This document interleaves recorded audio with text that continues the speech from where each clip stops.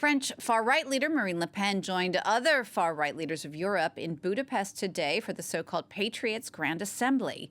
That's a show of force for Europe's populists and a show of support for Hungarian Prime Minister Viktor Orban ahead of the elections April 12th there. Our regional correspondent Gulliver Cragg joins me now live from Budapest for more. Gulliver, Viktor Orban's hoping this gathering will boost his electoral chances. Will that be the case? Well, it's got underway now, and it really seems just exactly like an election rally for Viktor Orban rather than any kind of international gathering. The speeches are taking place on a stage outdoors in front of a crowd of people waving Hungarian flags.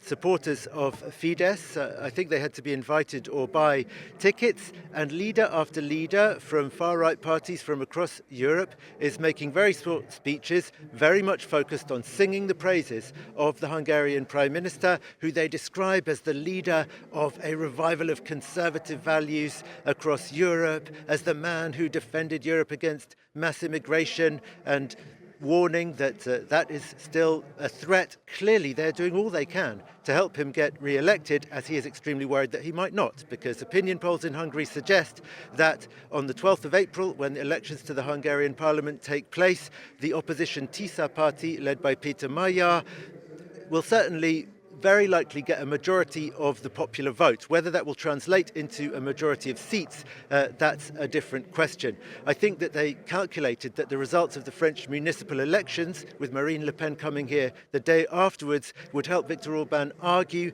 that his conservative, patriotic, nationalist ideas are gaining currency and gaining popularity in Europe. Perhaps the socialists and the centrists and the centre-right in France would argue that the results actually kind of prove the opposite, because the national rally in France didn't win any big cities. But certainly what Viktor Orban can claim as a major success is his creation of what is already the third biggest grouping in the European Parliament from nowhere, after he was rejected by the centre-right European People's Party, and the alliance of conservatives and reformers wouldn't have him because they considered him too pro-Russian. He created a new grouping, brought Marine Le Pen's national rally into it, along with several other major parties, and that certainly does help him create the sense that there is some kind of momentum going on. But it also reminds people, I think, that this is a man who started off actually on the centre-right, moved more and more and more to the right, is now being heralded and hailed by all of these parties that come from the far right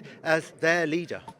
And Gulliver, you mentioned him being more pro-Russian. He is increasingly more and more openly pro-Russian. Just very briefly, what do his allies think about all of that?